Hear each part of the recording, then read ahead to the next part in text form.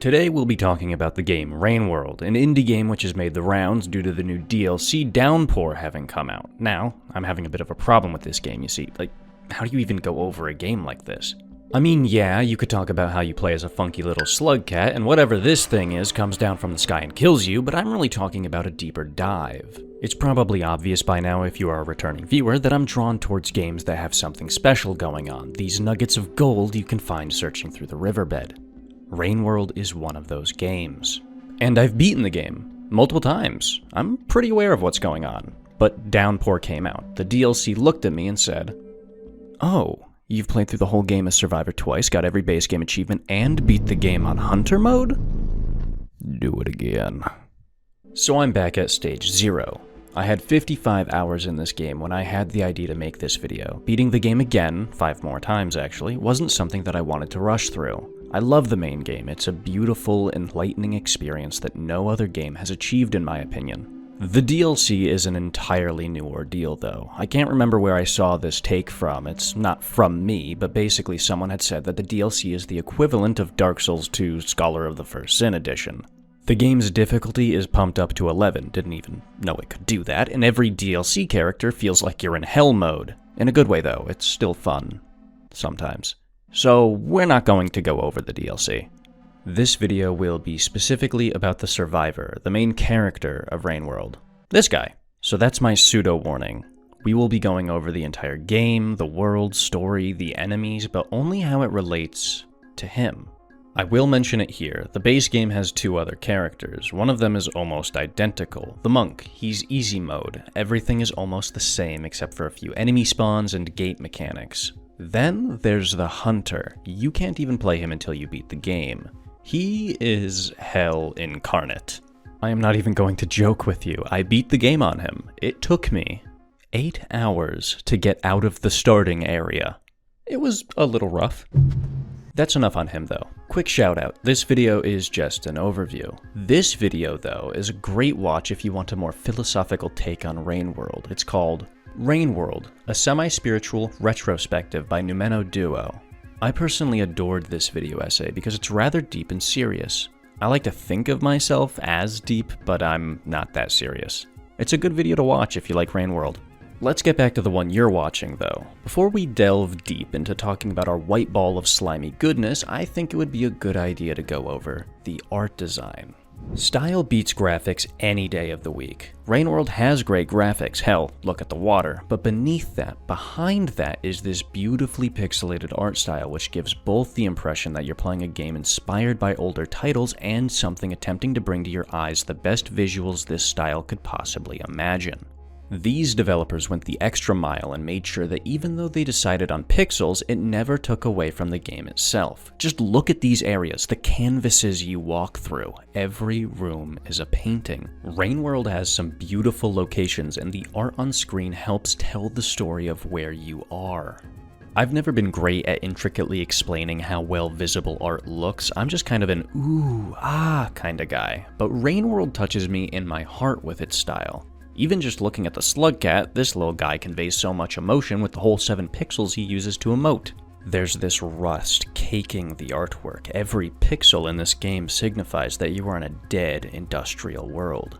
Everything's so damn brown. The flora invading everywhere it can reach has a mixture of muted greens. But this game has color. True instances of color are mostly relegated to the things which are actually alive.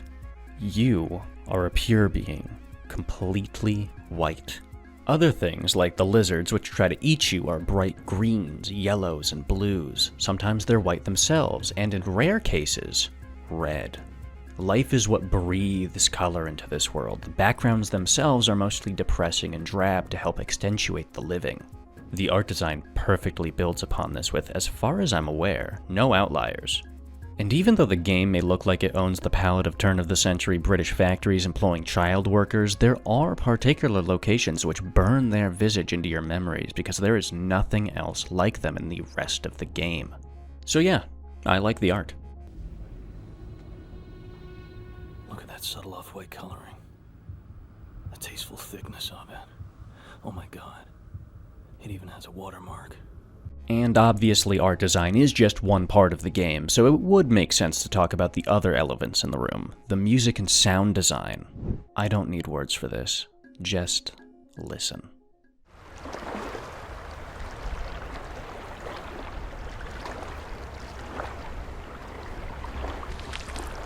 And now,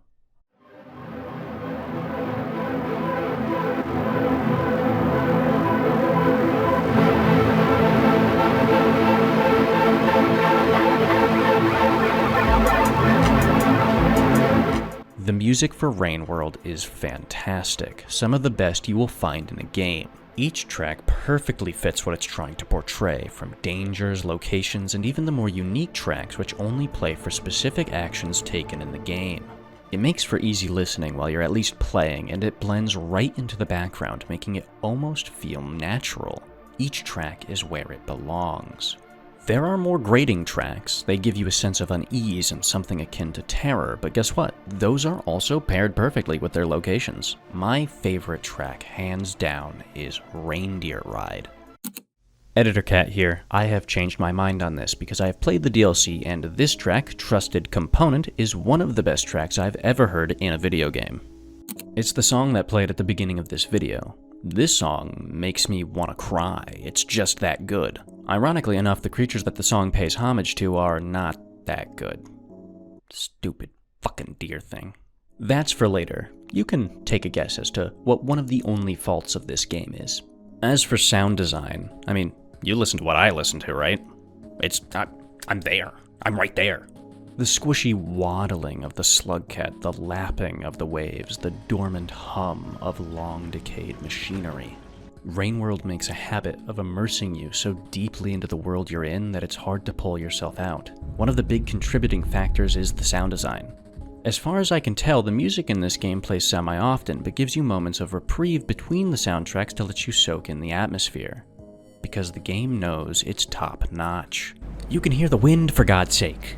That gentle breeze that just evokes the feeling of plants rustling around you.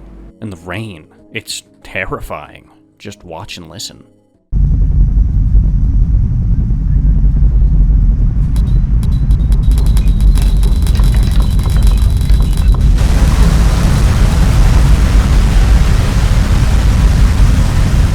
I rest my case, Your Honor. The best thing I can say about this game, because I fumble my words just thinking about it, is that it literally leaves me almost speechless. The artistry that went into how this game looks, feels, sounds, it's bordering on perfection.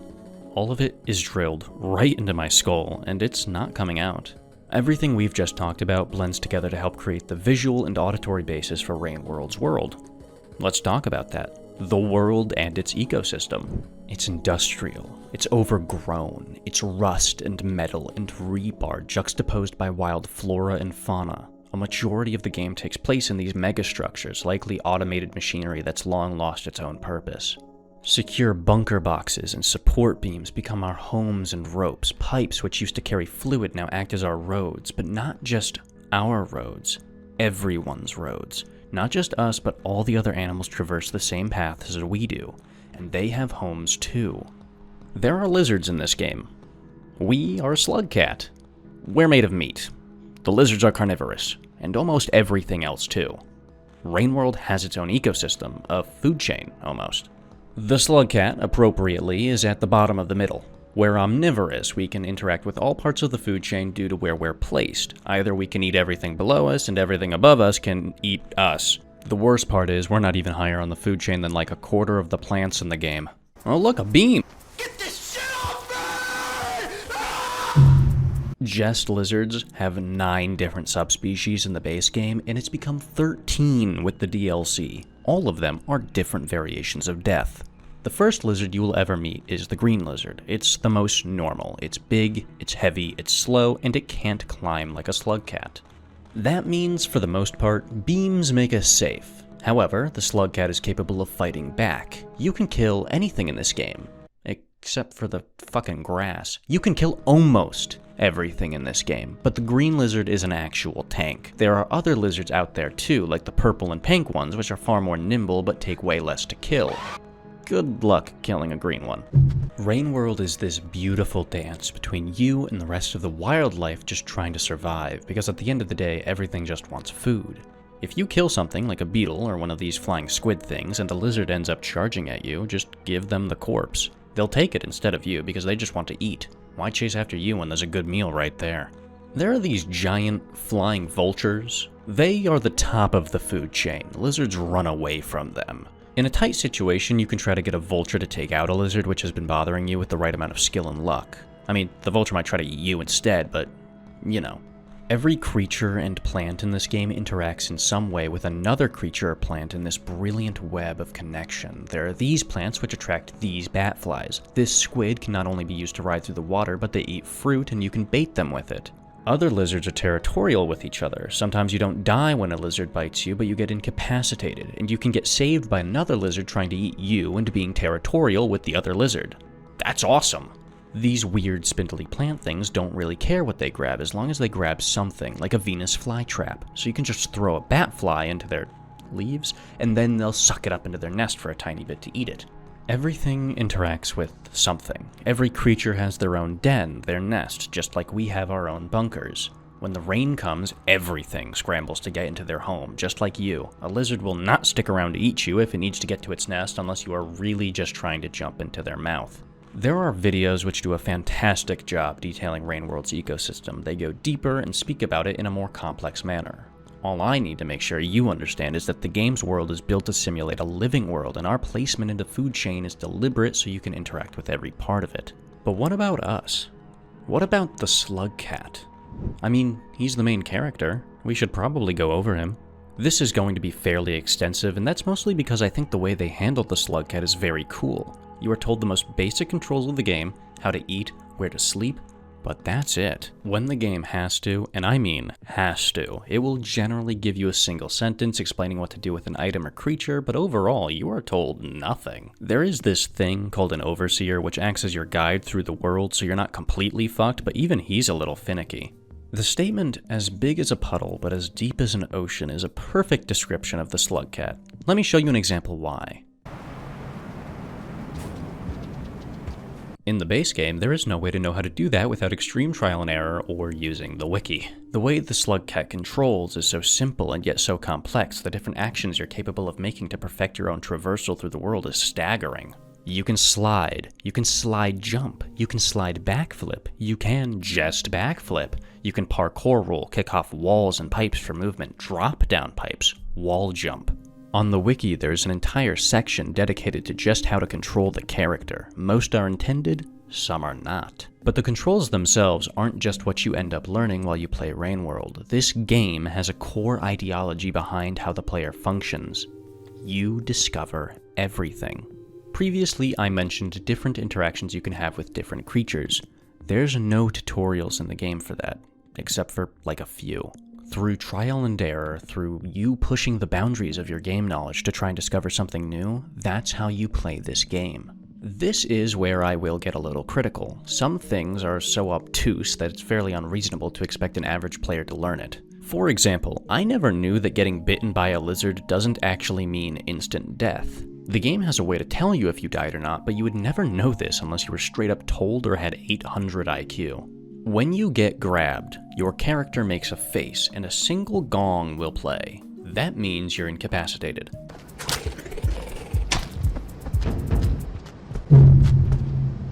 Death happens when your face has X's on it and you hear 2 gongs.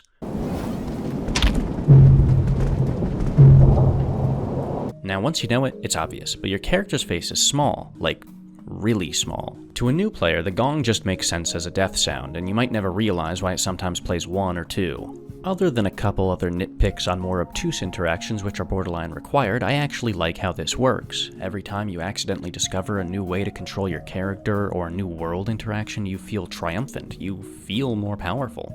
I learned about halfway through the game that when you do a long jump, you can grab onto ledges you otherwise wouldn't be able to get by forcing your character to stand upwards during the jump. Learning how to do this felt like I got a new ability. Same thing when I threw a spear one time and it got stuck in a wall. I realized you could use a spear to get places you normally wouldn't be able to get to. Learning how to wall jump is a fantastic feeling because the game just never tells you you can. But it's required learning to traverse certain locations, and when you come up against that wall and test out wall jumping, you get a brain blast. Even though nothing about the game has changed, the world's opened up just a little more. You can never get stronger in Rainworld, but every time you play, you feel stronger because you learn more about your movement, more about the world. The game always challenges you with harder and harder obstacles until by the end, even though you're just a Slugcat, you can take on the world. You can get to the top of the world. And you're never told anything. You got to where you are because you pushed through the hardships and came out the other side. It's why this game is amazing. The last thing I will say about the Slugcat is, it's cute. That's all. With our funky little guy out of the way, let's talk about the general game design overall. Rainworld has a natural difficulty curve. Your starting spawn location is obviously the easiest place in the game to flourish. That means you're going to be dying a lot. See, Rainworld is a little different than other games. It's the, Dark Souls of Metroidvanias. Your control of the little man will be clunky and clumsy in the beginning. All of your deaths will be your fault. You won't be able to traverse the map easily or get to where you want to go. This is because you don't know how to play the game yet. The first area, Outskirts, is extremely lenient with its map design. No complex movement is actually required. Maybe some stuff that you have to learn about, like spear climbing, but this isn't hard, it's just something you don't know about yet. All of the hostile creatures in Outskirts are deadly, but fair. They're easy to escape from if you know how to. Death is how you learn in this game. In fact, death is central to the game. Death isn't that consequential unless you are strictly attempting to progress. If you're just testing things out and learning as you're supposed to, death is a great teacher. Most stuff in this game basically insta-kills you. Death simply resets you back to where you last slept. Hopefully your death taught you how to survive next time. It might feel harsh if you keep messing up on a tricky piece of movement or dying to the same enemy, but you don't actually lose that much. In fact, if you keep dying, you essentially get encouraged to try something else unless you're really that stubborn. Don't be that stubborn. But here's the other thing about death. See, there's something called karma. It's all these different symbols you see in the bottom left of your screen, which change depending on how much you've lived and how much you've died. Karma serves a mostly singular purpose: progression. All areas in this game connect to other areas in this game. Crazy, right? Well, they're connected by gates, and these gates only open if you have a certain amount of karma. This is the game's way of asking you to prove that you can at least survive in this area before you can go to the next. Another thing about Rainworld is that for the most part, you aren't told where to go. The Overseer, which follows you around, does guide you, sort of, but the moment you start the game, you can go wherever you want. There's beauty in this design. If you choose to follow the Overseer, you keep getting pulled deeper and deeper into this world. Everything gets progressively more difficult with each area you travel to. And then, the game tells you to go fuck yourself. The difficulty of progression in this game to get from beginning to end is insane. The game starts off insanely hard, with you getting your bearings in this world intent on eating you. Things get a little easier as you reach a plateau in the curve, learn to take things slowly as new interactions you need to take heed of are introduced. Then you reach a specific part. That part is where the game tells you to go fuck yourself. The curve shoots up along with the map, funnily enough, and you just kind of have to deal with it. Kill yourself! This curve is the hardest thing you will do in the game, though, and getting through it proves not mastery, but a level of understanding over the game's mechanics. How this game progresses is well designed in hindsight. While you're doing it, though, the only thing you can see is death, so you will be upset. The game stays fair throughout and subtly makes sure to place design concepts one at a time. You're always going to feel slightly overwhelmed, but never so much that you feel helpless. Now, a lot of your deaths are going to be to, well, other animals. Something important to say is that they're very easily distinguishable from one another. Even for someone like me, who is partially colorblind, differentiating between the different lizard types is easy. Unless the game is purposely making it not easy, then it's not easy. But anyways, Rainworld makes an effort to make sure every creature is unique in some way and that you can tell what it is. If an animal isn't out to kill you, it's still important, either functioning as food or as honestly pseudo-equipment. Yeah, this game has gear, in the form of plants and animals. There is a location in the game that's really dark. There are these animals called lantern mice you can grab and use as lanterns. There are also literally lanterns. There are unironically grenades and explosive spears which will 100% kill anything it touches, and probably you. It's not that hard to set off a chain reaction. Even death can be mitigated. You can stop karma loss by eating a flower. I've already mentioned the squids that you can use to swim faster. If you decide to play the game yourself, if you've gotten this far, you need to stop watching and play the game if you want to. So many things have already been ruined. I'll leave the rest of the interactions up for you to discover. It's really fun to find out how everything works on your own. There's one last thing I want to talk about for this section. The rain, the driving force of Rainworld. It's in the name. Every interaction you have with the world happens in what's called a cycle. A single cycle starts when you wake up and ends when you go to sleep. When you wake up again, the next cycle starts. Every cycle is timed. That timer tells you how much time you have until the rain starts. The pips count by half minutes. You need to fill up your stomach to make sure you can safely rest by the time those pips run out. You also probably need to be in a shelter by the time those pips run out. You do have a little wiggle room before the rain actually starts if you do run out the clock, but you better be hauling ass. The sky darkens, the world starts to shake, the rain starts coming down. Softly at first, but then it buckets, coming down harder and harder until the rain is a crushing force. Every inch of this world is drowned in water, pummeled by it. Death is fast but painful if you're outside, as the rain crushes you into a tiny white stain. If you're lucky enough to be inside a room or underground, you have the luxury of drowning to death. The only safety is in your shelter. Even with the rain pouring, you will have time to get into it, but you better be nearby, otherwise it's game over. If you die to the rain, that means you ventured too far too slowly, and you have the map design to thank for that.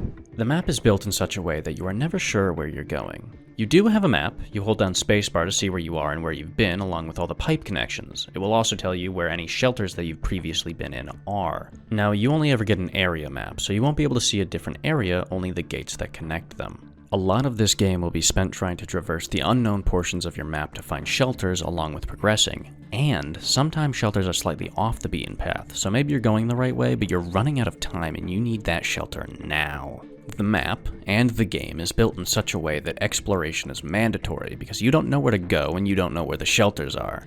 Creature spawns and movement obstacles are also placed in such a way to always run out your time on the clock, meaning you have to backtrack to an already known safe place or risk venturing further to find a new shelter.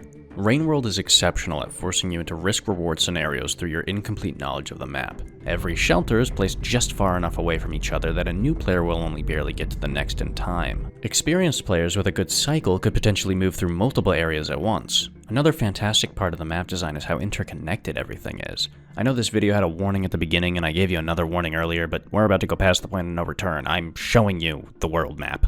It's massive.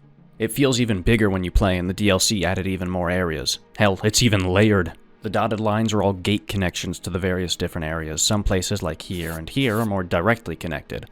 Either way, almost every zone has 3 gates to a different area, and each gate can be found in some peculiar spots. It all forms a cohesive whole, while making sure to keep a solid flow of progression throughout. Only experienced players will know all the different shortcuts between the areas, because certain gates, like from chimney canopy to the wall, are locked off by precise movement and high karma requirements. What is he doing? He's beginning to believe.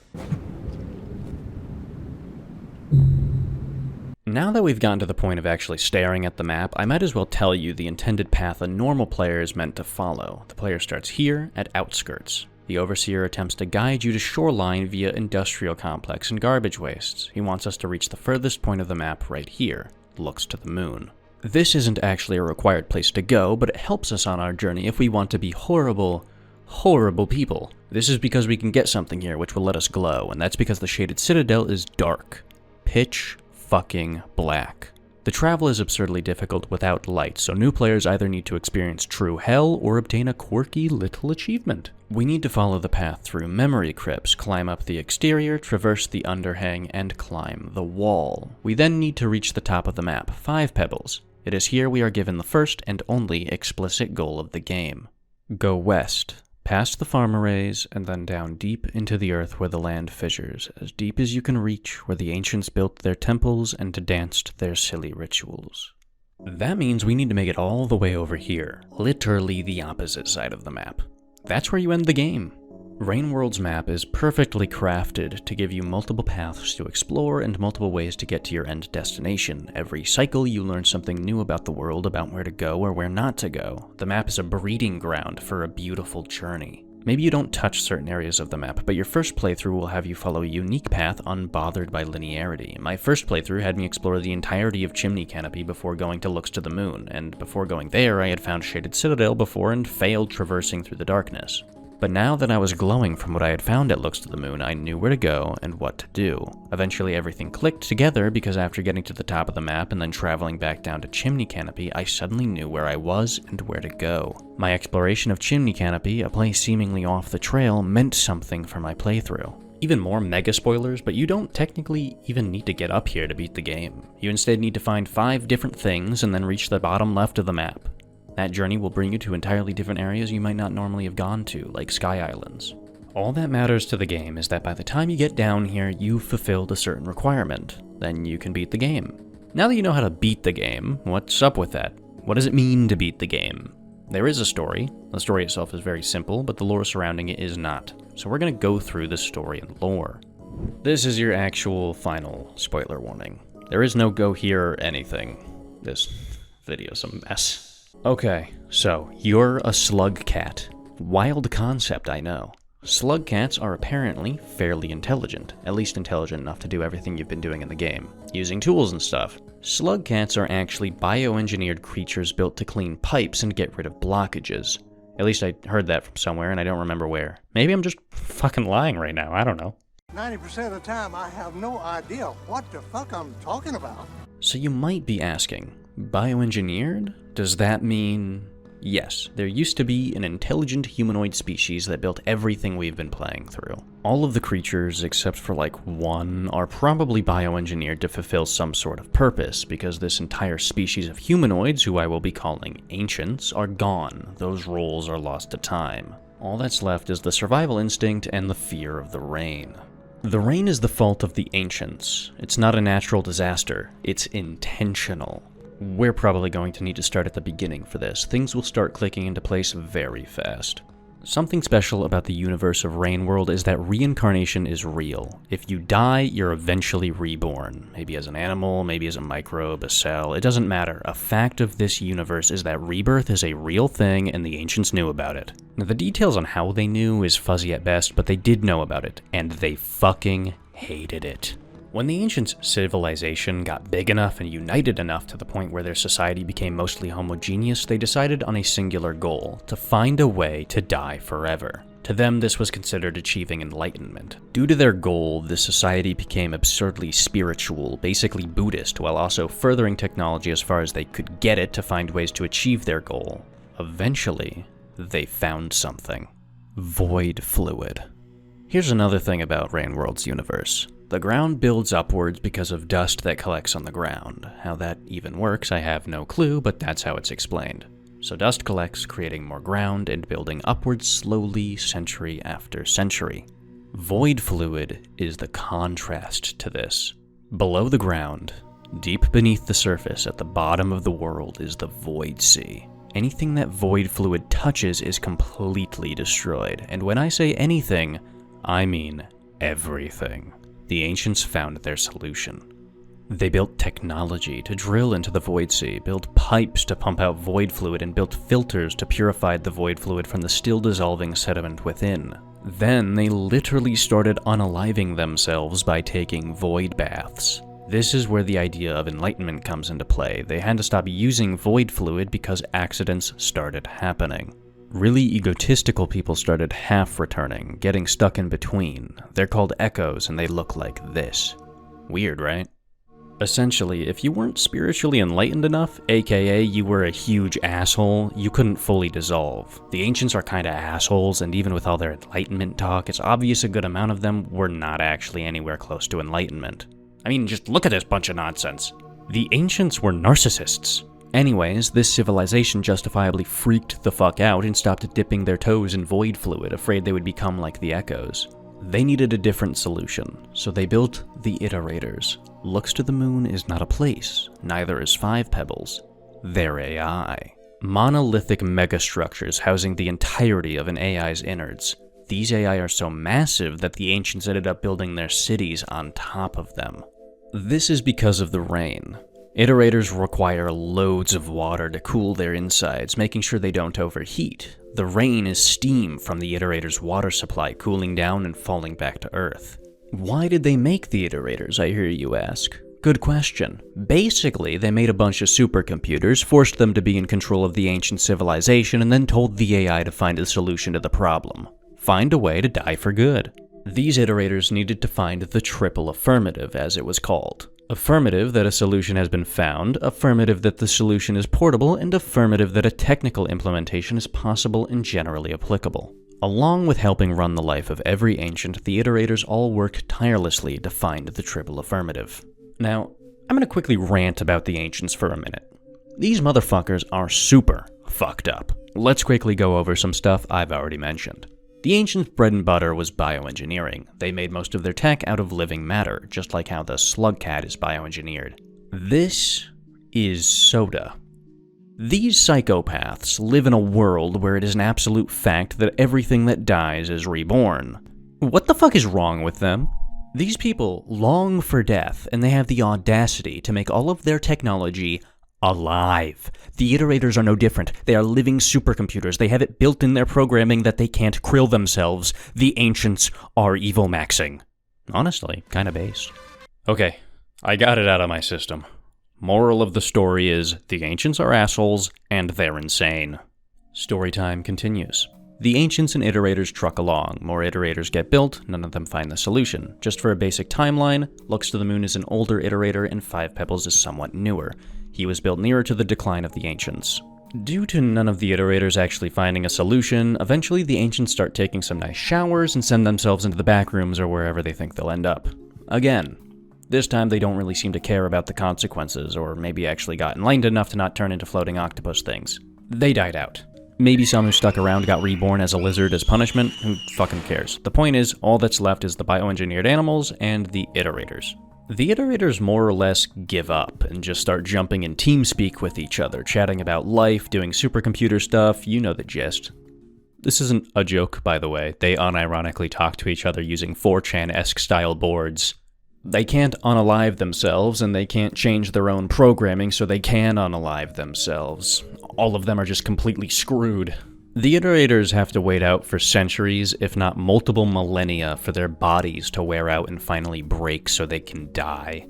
Now we get closer to the events of the game. Most of the Iterators are vibing, maybe trying to find the solution as more of a way to pass the time, a hobby, when one of them actually does it. Sort of. One of the Iterators sends out the triple affirmative. The solution has been found. Immediately afterwards, the Iterator, named Sliver of Straw, promptly explodes without giving anyone the answer.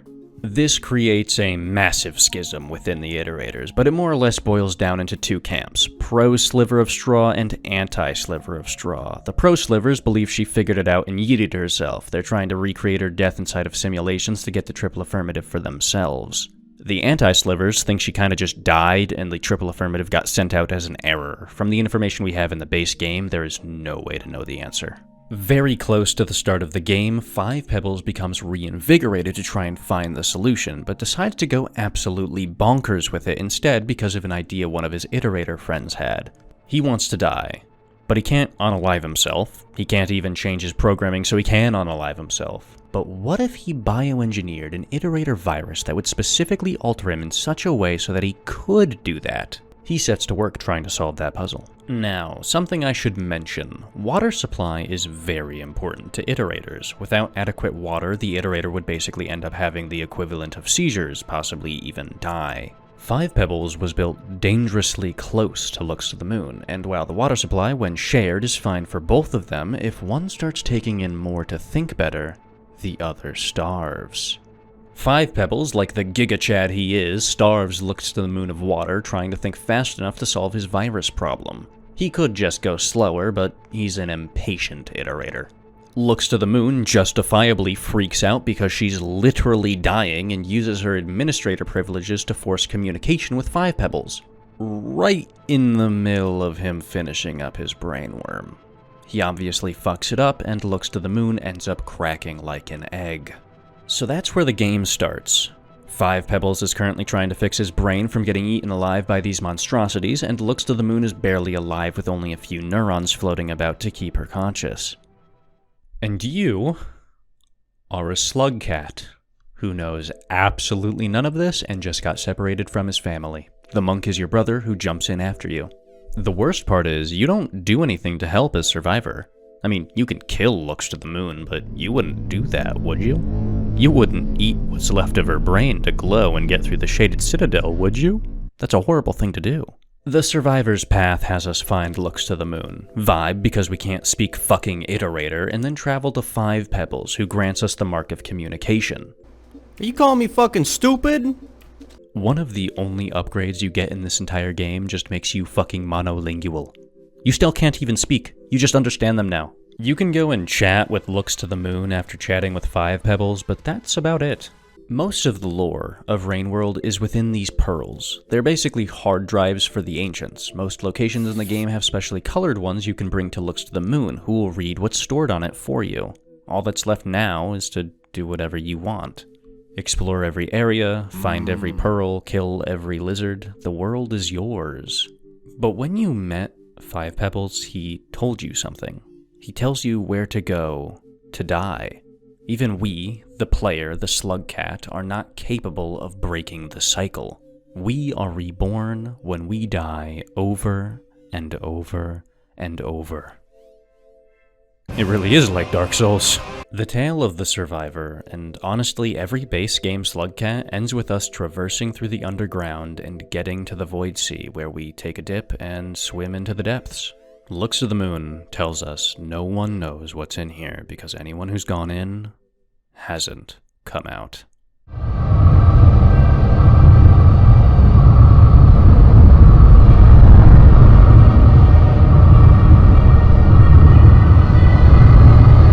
Yeah, I don't know what these are.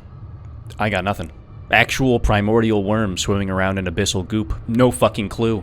One of them seems to like our vibe, and with a quick ride, we reach the darkest depths of the Void Sea and swim into the light, bringing us to this.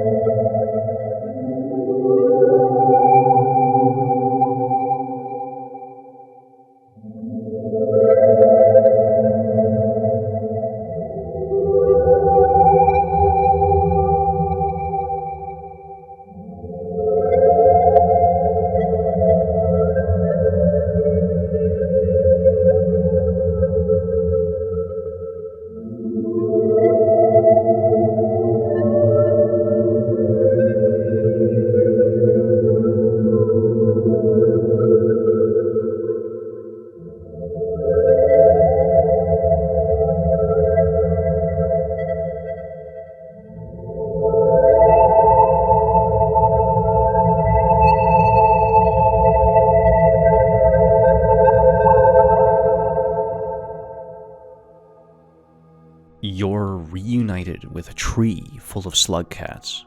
What actually happens here, I have no idea. Maybe this is just Slugcat enlightenment. I know the monk playthrough is exactly the same as Survivor, except for the ending where you end up reuniting with your brother in the Void Sea. This is how Rainworld ends. For a game with such wacky lore, it's actually really out of the way. I knew none of this when I finished my playthrough. Things just sort of happened to me. I immersed myself in the journey. Five Pebbles told me to go commit Sudoku, so I followed his directions and dived in. Your life is nothing. You serve zero purpose. You should kill yourself now. Rainworld is extremely emotional. The instinctual base story of the Slugcat is powerful enough to carry the game on its own. If none of the lore of this game existed, it would still be just as good. Since there are mountains of lore people can make whole hour-long videos about, it just makes the game better. I almost cried when I finished this game. I was sad my journey through this world was at its end. Rainworld has that spark. It's special. It's art. Now that I've busted this game wide open, I know all of its tricks, especially after beating the DLC. I know all about it now. The controls, the enemy variety. Rainworld has everything a game has. Even a dating sim. But I can't help but think of Rainworld as more than a game. It's an experience. And yeah, har har, another art nerd pretentiously calls video games high art, but I'm sort of serious here. I feel like the word video game doesn't give Rainworld the credit it deserves. It deserves to be praised more, played more. Just like how MatPat gave the Pope Undertale, I will give Rainworld to my favorite local crackhead. Hopefully they enjoy it. Rainworld is a journey towards an inevitable destination. Play long enough and you will end up swimming down into the void. The questions and concepts the game plays around with are heavy and deep. And for some fucking reason, I still almost cried at the entire ending sequence without any of the knowledge about what was even happening. It was powerful. It was good art. The more games I play, the harder it becomes to find masterpieces. Rainworld is a masterpiece. After all that praise, this entire video, I still have some stuff to say. Criticism. Fuck the reindeer. Specifically, fuck the reindeer. See, this guy gets it. It's a horrible idea to add NPCs into the game that the player has to use to progress, which happen to do their job when they feel like it and can bug out also when they feel like it. You can lose your life to these assholes multiple times because they decide to just not show up to carry your ass to the next shelter. Huh? There is an item, a spore egg, which you can use to bait them, but this also falls under one of those things being obtuse. There is no way to figure out that the reindeer eat the egg spores. Interesting. These vile monstrosities are the only thing that broke me enough to look up how to deal with them. They're buggy as shit, and they're stupid. I hate them. Something I will bring up is that lots of issues you could have with the gameplay have been basically fixed with the update of Downpour, allowing you to mix and match certain ways the game plays and straight up cheating in other instances. For example, throwing a spear on a support beam will cause you to lose your grip, but not if you turn on the QOL option. If you don't like a small particular thing with how the game works, it's likely that you can find a rework within the update options. The other nitpicks about this game are so minor they would constitute a CinemaSin tally mark. I'm not that shallow. Here we are again. We took our own journey with this video, didn't we? Rainworld's special, so I wanted to tell you about it. Ever since I played the game back in January, I've been thinking about it non-stop. Rainworld left its mark on me. Super special thanks to my favorite Norwegian femboy for bringing this game to my attention. You like what you see? Rainworld is a unique experience like no other game. You play as a Slugcat fated to die and be reborn for as long as life exists, and yet you find a way to overcome even that. You journey through a ruined world and learn about its past, make friends with godlike entities, and master your own actions by the end of your journey. I love Rainworld. It's one of my favorite games now. I hope you've been able to catch a glimpse of this masterpiece through my video or already know how good it is because you've played it yourself.